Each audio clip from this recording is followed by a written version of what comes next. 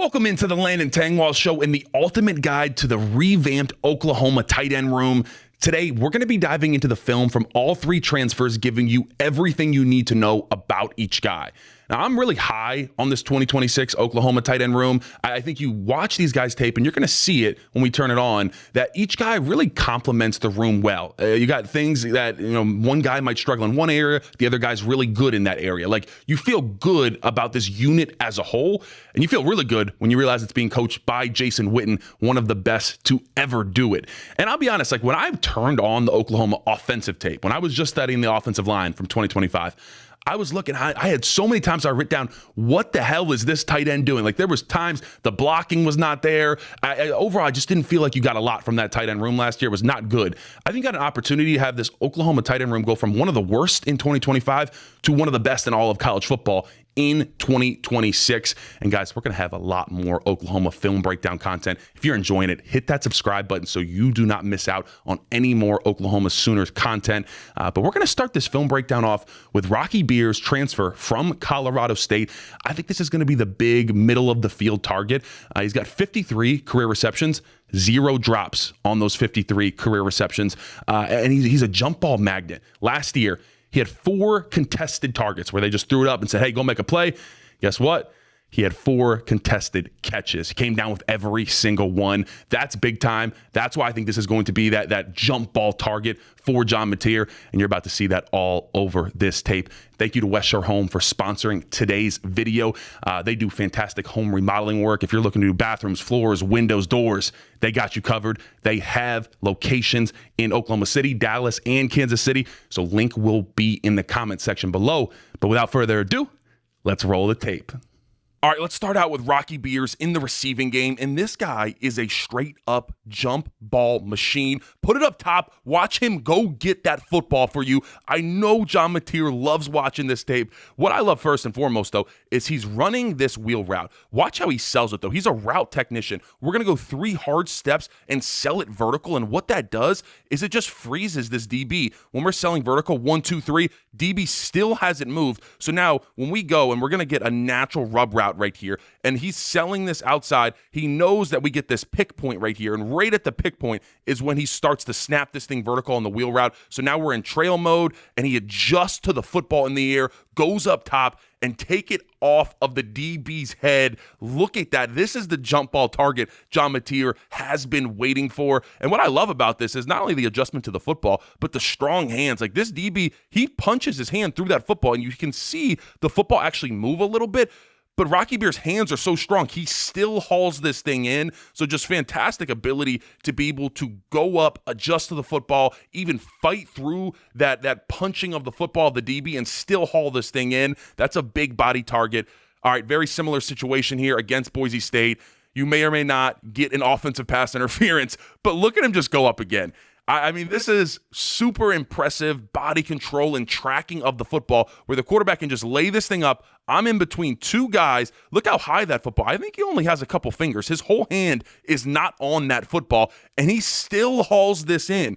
Now, like I said, you can't do what he does at the top of the route. I know he's a physical guy, but right here, we can't put 2 hands into the DB and throw him to the side. So I think that is a good offensive pass interference call right here that we get. But still, just showing off the ability to go up and be that guy where you say, hey, nothing's open, let's throw it up to Rocky Beers. And he can go up and track that thing in between a cornerback and a safety and still come down with it. Really, really impressive there. You're going to see a nice, deep over route right here. Watch him just lay this thing up. Once again, I know I'm about to take a lick over the middle. This is your over the middle guy that you can depend on, and he absorbs that. This is what I mean, of just his ability to not be afraid to catch over the middle. He had someone, you got this guy, his hand is wrapped around his waist right here. He knows that he very well could take an absolute shot from this safety, but he still hauls this in, takes the hit, and bounces off of it. Just an over-the-middle target that you got right here that's going to be so big for John Mateer. Like I said, absorb it and still go get more yards. Love that right there. And then just talk about durability and just ability to take an absolute lick. Yes, he did not finish the rest of this game, but I showed this because he came back the next week and he put up a great game against Boise State. But this is what I mean. Sometimes as a tight end over the middle, you're going to be put in a hospital ball situation. It's not great, But look at him hold on to it. Like, this guy does not drop the football. It doesn't matter what situation he's in, how hard he's getting hit. If there's two defenders sandwiching him, he's got strong hands, and you best believe that Rocky Beers is going to hold on to that football for you. And then watch this right here. You're going to get a little block, release out, ball's behind you. No problem. Rocky Beers has some of the best hands in college football right here. That's what I'm going to tell you. Just reach back, give me that thing, one hand, OBJ. Okay, maybe it wasn't OBJ, but like, this is what I like. Just like little things on the tape. I'm sure John Mateer is already used to the fact that this guy has fantastic hands, but it is all over his tape that he will just haul these footballs in. If you just put it in the vicinity of his catch radius, Rocky Beers is bringing that thing in. Now let's talk about Rocky Beers' ability to create yards after the catch right here. You get a tunnel screen against Boise State. Get off me. Hurdle, stiff arm, another stiff arm. Now it's only like a 5-yard gain, but still, I think this shows off his ability. Once again, high IQ, always sells stuff really well. You get this swing look from the running back right here. So he goes like 2 horizontal steps to really sell that he's about to block for this thing. So the DB jumps outside. That creates enough leverage where now, and what I really like too, he can come back. He doesn't just go straight down the line. He comes back to meet the tunnel screen. So that's a really good job. I'm sure that was a coaching point. And now it's just being an athlete. And that's what he is. Just stiff arming guys, hurdling through things. This is why I like him over the middle, because it's not only that he's a strong catcher, he can do stuff like this. Like, there's just so much run after the catch ability from Rocky Beers right here. Here we go once again.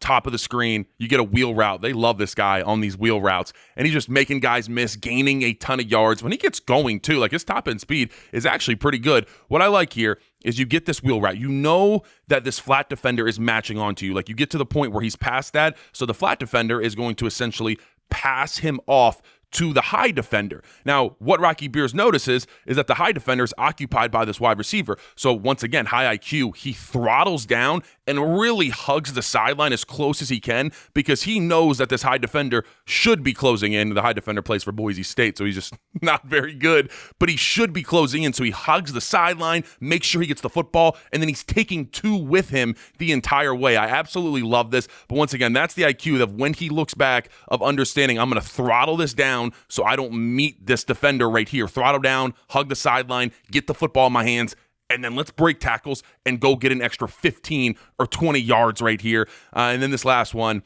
check him out. Over the middle.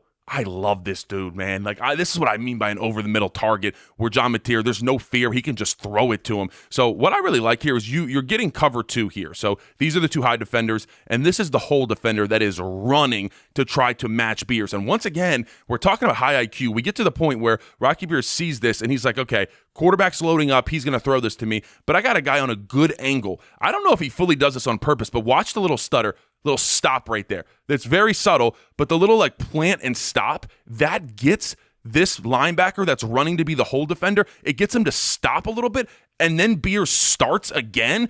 And so it gets this hole defender in a trailing situation, and the ball gets put right on top of Beers, and he's able to catch that. So once again, manipulating the defense, like, his route running is underrated for what he's doing at tight end, especially for a 6'5" body. Really good job manipulating the defense, but like, run after the catch, everything over the middle in the receiving game. I love what this guy brings to the table. All right, now I want to talk about Rocky Beers as a blocker, and more specifically his blocking IQ. He makes this huge play pop right here because he makes a split-second decision to block someone that he's not technically supposed to block, and we're out of there for a 90-plus yard touchdown, and it's really all because of him. So let's talk about this. So what you have right here is you're going to get this flat route from the running back, and basically we're supposed to block right here and block right here. And the hope is that the running back has the ball in the flat and we're one-on-one with the safety and make one man miss. Now, what you're going to see is Rocky Beers says, okay, I need to go block this man. But he sees, because of the backfield action, this guy just flies down in. And so he says when he sees him fly, Rocky's like, okay, I don't think I need to block him anymore. I think the running back is going to be able to beat this guy over the top here. So I'm going to just say, forget that. Let me climb up and go get this safety. And he gets paws on the safety. The running back does indeed beat that man. And we're out of there. Gets just enough on that safety for a 90-yard touchdown. So that's what I mean by blocking IQ. The ability to just be a gamer and say, yeah, this is my responsibility. But we're in a better situation if I void that, allow the running back to beat this guy, and go make a block that pops us open for a huge touchdown right here. Okay, now here we go. We're going to run outside zone. We got a combo block right here up to the linebacker. Once again, blocking IQ. Look at him make this run right here because he really seals off the edge. Now, talking about blocking IQ, this is what we call a triple between the tackle and the tight end back to this linebacker. Now, what I want you to notice is Rocky sees how far inside the linebacker is and says, hey, I can be super thick on this thing because I have so much time to get up. If this linebacker right here was like over here and we know that he's just going to jet, like, yeah, I don't have that much time to get into this and I got to get off. But he sees, okay, he's so far inside, I can be ultra thick on this thing, make sure that we completely wall this off, and I'm able to be so thick that the linebacker actually just runs into our initial block, and we're springing the running back open. So once again, it's him doing his job, but it's a great understanding of the game, and once again, just being a gamer, understanding the situations that we're in, the leverage, the blocking leverage that we have, and springing our running back open for a really big gain. One more time, here we go. We're going to go pin pull. He's got the down block on this. Now, you watch this play, you say, okay, nothing really happens. It gets blown up. But what I like from Beers right here is that he knows I have the down block on the defensive end. I got to make this down block so 78 can pull around. Now, the second we snap, you see the D end, he reads the fact that 78's pulling, so he opens to run over the top. So that makes Beers' block, that was a down block, a lot harder because he's got someone fighting across his face. But look at him adjust, get his hat on the outside, and just run and try to wall this thing back in. And then I love just the overall like physicality, just running his man, getting a little physical there. Now, I don't like this because we're running outside zone to the short side of the field. So it's like it's not really Rocky's fault that there's not that much room here and there's a lot of other blocks that are missed. But he did his job of sealing that off when it was not an easy block, when he's dealing with pretty much the hardest thing, which is someone trying to cross your face on a down block. And he still makes the adjustment to get out there, seal it. And if we were able to get outside, all these other blocks make it so we can't. If we were able to get outside, it would be because of Beer's block right here. And then you just got to love some natural physicality. You got to bring a little bit of nastiness too. He's not like overly physical, but when he gets paws on, he's going to run you and he's going to take you into the yard marker. My, oh my. Taking a man, driving him into the yard marker and throwing him down, that's taking his will to live. That's telling this defender right here, I'm just taking you into my sideline and dumping you. That brings a physicality and just an overall nature of we're going to be nasty. We are going to drive guys through the whistle. I don't care if it's in the yard marker on the sideline. Rocky Beers is going to finish off blocks. All right, now let's talk about the part of Rocky Beers' run blocking that he has to improve upon, and that's his pulling. A lot of times when he pulls, he comes soft. It can be Charmin Ultra Soft at times where, hey, we're coming right here. It is split flow. I need to create at least a little bit of movement on this pull, and he just fully slows down into the pull and just, boom, gets dented back into the running back. And there were other people that got blown up, but this is where if you're coming on this split flow, I at least need a stone wall. You don't even need to move him. I need a stone wall. I just can't have you get dented back like that. So that's something I saw over and over on his tape. And really anytime he's pulling, it's just there's not a ton of acceleration here. Gets in, pulling here, and just kind of gets shedded. And his man is able to really disrupt the play here. Now I notice a lot of times when he's pulling, they have him do kind of this like square shuffle.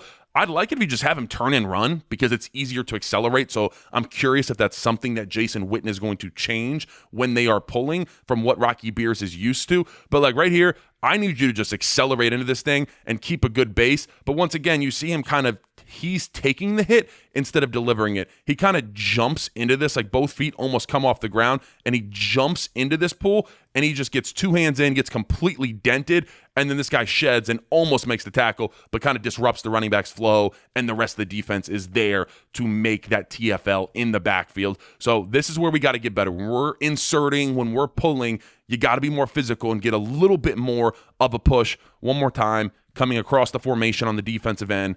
And it's just a lot of hesitation. Like I get it is a big man coming full speed at you, and he is squeezing down off this offensive tackle, but we can't get knocked back. We at least, like I said, need a stalemate. And right here just kind of slows down and boom, and just gets thrown back into this thing. It doesn't impact the play too much, but that's the next step for Rocky Beers, is to not slow down. When we're coming across this formation, he starts to throttle right here. I need you to go full speed into this guy because he's coming full speed into you. and at least get a stalemate right here. Like I said, everything else gets jumbled up anyways, but that is, I'm sure if you ask Jason Witten, that's kind of the next step of Rocky Beer's game in the run blocking game. All right, before we dive into the tape for Jack Van Dorselaer, transfer from Tennessee, I want to talk about a couple things that have changed with him. He's added a lot of weight, and you're going to see he's fairly light. This guy was a true freshman, up to about 250 now, so he's added 14, 15 pounds from his playing weight last year. I think that's going to be big for his game because you're going to see this guy, he pretty much was a fullback for Tennessee. He is fearless. He will run full speed ahead at you and just accelerate into blocks. You're going to love everything about this tape. The main downside I'd say to his game is number one, he's just a little raw even in the run blocking game. Physical is all get out, but still a little bit raw, so there's a lot for Jason Witten to work with there. And then in the receiving game, only 5 total receptions for 23 yards. I think everybody remembers the dropped pass against Oklahoma on 4th down last year, so that comes to mind. But I'm curious how he's going to evolve as a pass catcher, but it seems like going into this year, his specialty is going to be run blocking for the Sooners in 2026. But without further ado, let's roll his tape. All right, we're going to start out with Jack Van Dorselaer's ability to be a blocker in space. And this guy, I mean, talk about accelerating into blocks. They basically just used him as a fullback, especially on the goal line, where we're going to take 2 shuffles to the side and just kind of line up and get to the gap that we want. And look at how he just accelerates downhill, just a madman. 29 wants no parts of this. And we're able to just pop this into the end zone. But I love this. I love how he never has any fear of just inserting himself into the hole. And we're breaking through that thing. Like, here we go. Same exact thing. Like, a couple plays later, you're going to do the same thing. Where now we're just going straight down 29 once again. Watch out, buddy. JVD coming through the hole. And it's just full-on acceleration where he just stabs his foot. And, like, once again, there's no fear. I watched an interview where he basically said he just wants to take other defenders' souls from them in the run-blocking game. And you can see that right here where it's just, I don't care about my body. I'm going to insert myself where coach told me to insert myself, and I'm going 100 miles per hour, and God just pray for the man across from me. That's how JVD plays. All right, here we go. Same exact thing where you're going to just go duo insert where he kind of shuffles to the side, and now he's going to come in and block 33. Watch him get through the hole, and then just accelerate. The play doesn't go really anywhere right here, but once again, like ability to be calm through, take your time, and now I'm going to line up 33, and here's the acceleration it'll block. The stab and just full run. Like, we can clean this up. We're going to clean up the fact that he really likes to, like, duck his head, and a lot of times his hands get really wide. But if I'm Jason Witten, like, I can work with this. Like, this is what I want to see from a raw standpoint, and I can fine-tune the little hands things, making sure we keep our head up. But the natural want to just accelerate into the block is not something that you always find from tight ends. And this kid has it. He has the want to just absolutely plant guys in the blocking game. Here we go. We're going counter here. Look at him pull around, get on 10, and just get 2 hands on and just run him. And then here's just the nasty. You're always like, he's pushing Jack in the face. Like, these are the situations you're going to get with Jack just because he's just a nuisance in the run blocking game. And he also just doesn't stop. Like, a lot of guys would stop right here, but he's just going to keep pushing him, just being nasty. And I guarantee you, he's going to cause some personal fouls the other direction. So I love that aspect of his game. You're going to be able to do so much with him as a puller. Like I said, you're running counter here. This the first puller, this the second, and just does a really good job getting on the blocks. And that's a big part of the reason that he accelerates and why he's able to get on the blocks is just because the way he moves. One more time, here we go coming through. I don't love that body angle of how he's just using his shoulder. And we're going to get that in a little bit of how he needs to be better of doing this. That is not a position you want to be in. But once again, just the physicality to come through and say, I don't care. I'm putting my helmet into you. I'm going to accelerate and then does get into a good position and wall this off where the running back can get through.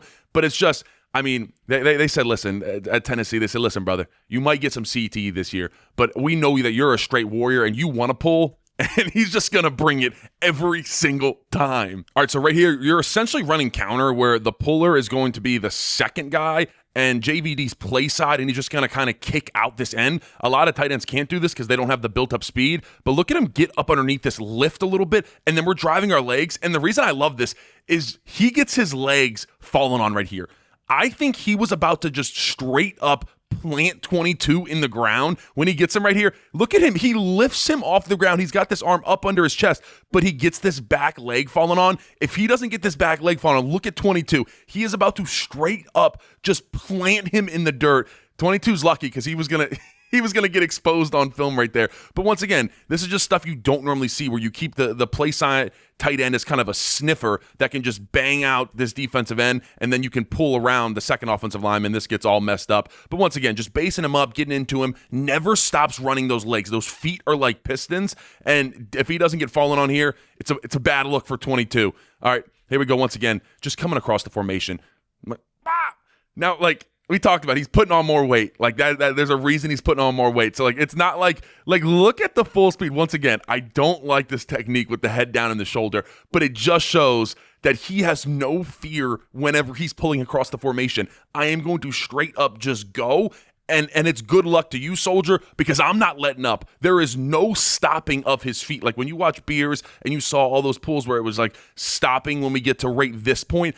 No, it's full on acceleration for JVD, and now that he's 250, it's going to be a lot easier for him to get these blocks and be able to seal them off more. I mean, look at the insert there. If Tyreek Sapp doesn't make that tackle, I mean, this is just a great block where, okay, I'm waiting, and we're going to insert you on 29. And the understanding, too, that I am taking the aiming point of this outside shoulder so I can kind of wall you off this way. So once again, not great technique. Witten, you're going to work on that with JVD, but I just love the understanding of where he's trying to get this block. He does it in a physical manner. He accelerates, and if we get this block on Tyreek Sapp, we're one-on-one with the safety in space because of his block right here. So once again, just inserting, moving around, far and away the best part of his game, and really the main thing that he did the entire season for Tennessee. And now another thing I want to talk about that no one thinks about is the tight end in the pass blocking game. There's going to be times where we need you to stay in and we have 6 or 7 man protections. And look at that nasty, just throw him a little bit too. He does a really good job of keeping a base. Like a lot of tight ends, their feet will come together and they get jumbled up. But he does a pretty good job of like widening this out, trying to keep a base when he feels the spin back inside. Like he's leaning a little bit, but watch him match the spin back inside and then continue to ride him out this way. And then, like I said, you're always going to get a little extra. A little extra with JVD, just come here, get out of there. I'm tired of you. That's what I like about his game. It's always like through the whistle, and he's always going to give you a little extra oomph right there. And then this one right here, we just got to go play side on the tight end, block him. Once again, you keep a really, really nice base, and watch this. Listen, I don't know if Fasusi was giving him lessons while he was at Tennessee or something, but look at him keep this back leg strong, and he doesn't drop this back leg and give a soft edge to the defensive end. He actually keeps widening him upfield, pushing off that, and like core strength, and keeps him from bending that edge. That's a really, really nice job of essentially being an offensive tackle on the edge on this play and just walling this thing off. Impressive rep in pass pro. So everything he brings to the table from a blocking standpoint overall is why I think he's so valuable to Oklahoma this coming year. Now let's talk about where JVD needs to improve, and part of this is like he just needs to be heavier. Like Zio right here just puts 2 hands in, and when he's not able to accelerate into blocks and have like a full head of steam, there were sometimes like on the goal line and stuff where he had to just base someone up, and he just wasn't big enough to do it. So that's part of the reason he's added all this weight. So I think that's going to kind of take care of itself. But this is the next part of his game as an elite blocking tight end that I need you to be able to dig this out, wall this off, and not allow this inside penetration, because we're running inside zone right here and it just gets completely messed up because of your block that you should just be kind of walling off right here on the interior. So take that to the next level if you're JVD. But really, I think the other big part is just, as a receiver, what is he? He really did not have too many targets. He's much more of a fullback type than really even a tight end. So you got some nice plays like this where he catches it in the flats, gets up for a touchdown. But we really don't know much about him as a route runner. That's my next question, is how good can he be there, especially with Jason Witten coaching him up. But a lot of his route tree was like block and release. It was just little, over routes, things like that. I'm curious to see how he's going to be when we start to put him into the real receiving game. But honestly, I don't think you need to do that. I think his role is to block on this team and especially to pull, because I think that's going to be vital to this Oklahoma offense. That's when you get him involved, when you are trying to establish a run. And I think he's going to be a big part of that in 2026. All right, before we dive into the tape of Hayden Hansen transfer from Florida, I want to give a little bit of context for you from his film. You're going to notice a lack of like big time jump balls, especially for someone who's 6'8". I feel like you would expect that, right? I thought the same thing watching his tape. And then I started to dive into the stats. And when I'm watching the tape, I'm coming away with the fact that I really feel like Florida and DJ Lagway just misused Hayden Hansen all year long. So he saw 47 targets in 2025. Only 2 of those 47 were contested catch opportunities. Now, to give you, that already sounds pretty low for someone who's 6'8", but to give you a little more context, to just magnify how bad that really is, among the top 25 most targeted tight ends in the SEC, he ranked 23rd in contested catch opportunities. At 6'8", how's that even possible? And you're going to see, I'm going to show you on the tape, there's multiple instances where he is running a vertical route with a 5'9" safety on him, and they just won't throw him the football. They just won't throw it up. So there's a lot to like. I like his run blocking. We're going to get into all that on the tape. But I just wanted to give you that context on Hayden Hansen of I felt like he was misused, and I'm really excited to honestly see how Mateer is going to kind of revive his receiving career coming to Oklahoma. Let's roll the tape. All right, we're going to start out talking about Hayden Hansen in the receiving game. And for a 6'8" body, he's actually pretty fluid. And I think the most underrated aspect of his game is his route running IQ. So what you get here is you get this play action fake. You're going to get this tight end come across into a flat route. And then you're going to get this wheel route here from Hansen. But you notice he sells it really well, and that is what gets him so open on this route. Because, well, the situation we have here is like this is the flat defender, and he sees Hansen go like this. So he's like, okay, cool. I'm just going to match with him. And we get to a point right here where Hansen does such a good job selling this. Look at his eyes. So he's selling that I'm running here, and I'm just looking back with my eyes, waiting for the football. So then because of that, this flat defender sees that and says, hey, I'm already in good position. Now I'm just going to put eyes in the backfield and see, do I need to go attack anything else? Well, while that's happening, Hansen says, boom, I'm going to snap this thing vertical. Eyes are still in the backfield because Hansen sold the flat route so well. And then by the time it's too late, the flat defender says, oh crap, he got by me.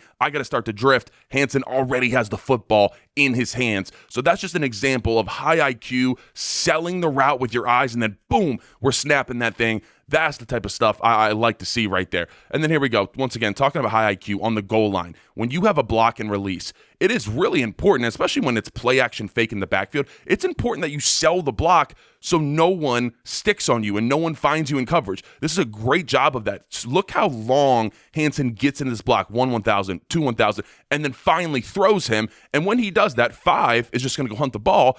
And because he was blocking 5, no one was really looking at him. So he's just wide open. There was no one for him. And once again, a lot of people look at that and say, oh, okay, cool, whatever, like block and release, wide open touchdown. But it was because high IQ stuff. Like he made sure he took the coaching point block for 2 seconds and then get rid of him. And that's what gets him so wide open there. So love that one right there.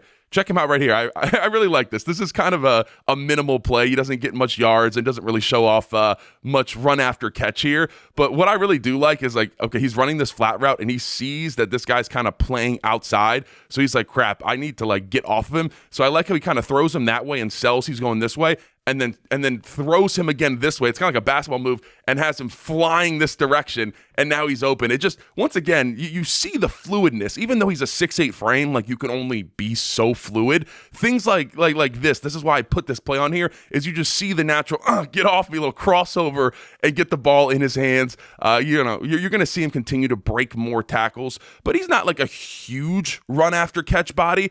But you also get some good stuff like this. Like when you get the ball in his hands, watch this. We're going to have 1, 2, get off me, 3. I'm still going. You can't take me down. That's also what he brings to the table. So it's not going to be like hurdling guys, like doing a ton of breaking, a ton of tackles. But in terms of just being like a big body and just chugging and taking an extra 2, 3 yards because they can't take you down. I mean, you got 2 guys around your ankles and 2 guys up top just trying to hammer away at the football. And I'm still gaining more yards. You're a little boy and Hayden Hansen is a grown man. This is the type of stuff I need to see from him and helping out Mateer and being that bigger body over the middle and getting those extra yards. And then we're here one more time, just talking about IQ. It's 3rd down, 3rd and goal, and does a really good job selling this rub route vertical. So when we're running this rub route, he's running this, and we got to make sure to sell this vertical for a second because we want to freeze this cornerback right here. So Hansen does really good job, sell vertical, and what that does, it just keeps his feet frozen, so that gives 6 time to get vertical and rub this off. and then Hansen does really good job, just boom, coming right off that hip as tight as possible, and you guessed it, they get picked, and boom, it's put right on his body. And just overall, I think he's going to be a really nice red zone target. I'm excited about the combination of him and Beers in the red zone. I think that's going to help out Mateer a lot. Now, let's talk about where this guy was neglected. I gave you the stat in the intro, like the lack of especially contested targets, of just not throwing it up. Guys, we have an opportunity. Lagway, like, cool. You got a decent play. You got a first down. That's cool and all. But this is what I need. Look at him. Look at Hayden Hansen. I researched this. This guy is 5'9". Hayden Hansen is 6'8". That is an 11-inch advantage. Lagway, throw this. There was so many times where I said, throw it. Give him a chance. Like give him an opportunity right here. I get it. Like, obviously, this guy, he's in fine position.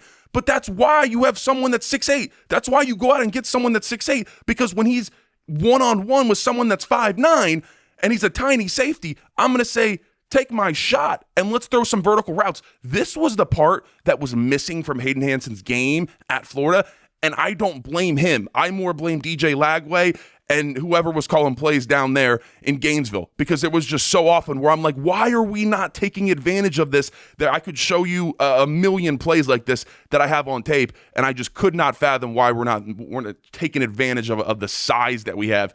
And then I just put this in here because it made me laugh. And overall, it just kind of it just kind of shows you what Hayden Hansen was dealing with. Watching the Lagway tape, by the way, there were some rough watches on here, but I love that. It was just like this is an easy completion. Get the ball in his hands, and he's going to get a solid 5 yards, and it goes in the dirt. I just want you to watch everybody's reaction on the Florida sideline. Because that's all their quarterbacks, so they can't look at 31 right here. They can't really say anything, but he looks to the side to 9. He's like, damn, he sucks. I'm sorry, I had to include this. It just made me laugh so hard. And it was just a great representation. Hayden Hansen just he kind of puts his hands up real quick. You see that. He goes little palms up, what the hell was that? And then very quickly realizes, okay, let me not put down my quarterback on national TV. But yes, this is what he had to deal with. And I hope that Mateer can give him a lot better of a home in the receiving game. All right, let's talk about Hayden Hansen in the run blocking game. And look at him throw this over, get up on 28, and create a huge lane for the running back. Let's talk about this. So we have what we call a triple, a combo block with the tackle up to 28. I want you to notice 5 kind of slants inside a little bit, and he plays 2 hands into the tackle. So Hayden Hansen knows, I can't get too far into this combo block because 28's going to shoot right here. But what I love is he sees, because 5 played 2 hands in, that hip is really exposed. And you move a defensive lineman by moving them at the hip. So he puts this hand right on that lower hip and just throws it over so then he can snap vertical and get on 28. And then he feels 28 kind of move inside. So he says, perfect, I'm going to wall you off. And look at the lane that we have created. I mean, this is a great example of just run blocking that you did not get from the Oklahoma tight end room last year. That's physicality, and that's a great job getting up on the linebacker right there. All right, now we have Wildcat quarterback. We are going to just run power right here, but I want you to notice this block by Hansen. This is super important because he's got to make this hole. And also, you get this defensive end kind of slants inside. I want you to notice he comes with this really strong left arm to make sure that he doesn't penetrate this gap right here. And look at him just jack this dude up, 2 paws in, and I'm just driving him. He tries to play outside. That's cool. I'm going to run my feet, run my feet, run my feet. He's taking 5 to the amusement park. 5's a big boy. But Hayden Hansen, this is the dirty work on the line of scrimmage that you're going to be able to get out of him just putting paws on a big defensive lineman. And he's able to move him out of the way. That's why you went out and got a guy like this. And really, it's only just going to get better with the coaching of Jason Witten. So love that one right there. And then look at this right here. This is kind of hilarious to me. He gets some help from Jones. Look at him just take this guy. This is the nastiness we need up front in this run game for Oklahoma. Taking a dude for a ride, kind of gallops down, gets 2 hands in. He gets the tackle that plays back into it. And they're both like, all right, let's just take him. This is straight up out of the blind side right here, just running him. He's saying, Mom, please help. And they're just taking him. Look, imagine national TV. This is your son right here, and you're watching my boy Hayden Hansen taking your son for a ride, embarrassing him 15 yards down the field. I don't even know what to say to you after that. Let me tell you what. And then check this out. Backside cutoff. We're going to run outside zone here, and you're able to cut this backside right off of Hayden Hansen's block. 23 throws him late, but I don't really worry too much about that. I love the fact that you are able to fully cut this thing off, get helmet to helmet, and start to drive this thing vertical, and you give the ability for your running back to press, and boom, we're cutting right off of that. I don't need you to stay on this block forever, but look at the lane we have here that we're giving to our running back to be able to go get yards. He just adds so much valuable blocking in the run scheme. All right, now let's talk about where Hansen needs to get better at in the run blocking department, and that is as a puller. Anytime he's coming across the formation, blocking defensive ends, it's just too soft at times. And he really will just kind of slow down instead of accelerating. So we're running like mid-zone here. He's on this split flow across the formation where he's got a dent 18. And you're going to see like he just slows down way too early. And it's not like he's in bad position. Like his helmet is up underneath the chin strap of 18. You're 6'8", getting up underneath guys. But he just completely slowed down. So 18 just kind of absorbs it, sheds him, and gets off and makes a tackle where we could have gotten a nice like 3 to 5 yards here. But because he slows down and just absorbs it instead of accelerating into this, 18's able to just shed right off of it. And I think that's something that Jason Witten, especially with the 2 starting tight ends, is going to have to just hone in on is, hey, guys, we need to accelerate into these blocks, not decelerate and slow down. Now, here we go. Same exact thing, just a little bit different. He's coming from out, split out, but he's coming down. He's cracking on 6. And just misses. And I think part of this, too, is, once again, just the hesitation and the nervousness to just accelerate. Like, you see where, now you got to slow down, especially because he's coming from so far away. So I get, like, slowing down, but I just think there's so much hesitation from him. And when 6 just plays a little bit upfield, he just kind of completely whiffs, and boom, 6 is in there on the tackle. So it's not just, like, the overall instincts. It's just playing a little bit more aggressive and not, once again, like you just see the full deceleration as he gets close to a block. It's all deceleration instead of acceleration. So that's the next step for him. One more time, coming across the formation, fitting in on 20. This is just an insert block. And this is where I would generally stay away. Like, this is where JVD should live. This is his department where he's inserting on a linebacker right here, but you just never get too much push. Once again, like, I would love if we get some good push here and you like move 20 out of the hole, we can hit this right up here. But once again, you see how much he's slowing down into the block. Like, I need you to fly into that block, no fear, but there's just a little too much. Like right here, this is a solid 2-3 yards away and we're already slowing down. That's always going to cause problems in the hole where the running back wants to cut it here, but it's just completely, you even see, just kind of shocked back, and we're just holding up the block instead of accelerating it and moving out of the way. So that's the next step. If Hayden Hansen can become a more physical puller and accelerate into his blocks, he's up there for all around best tight end in the SEC.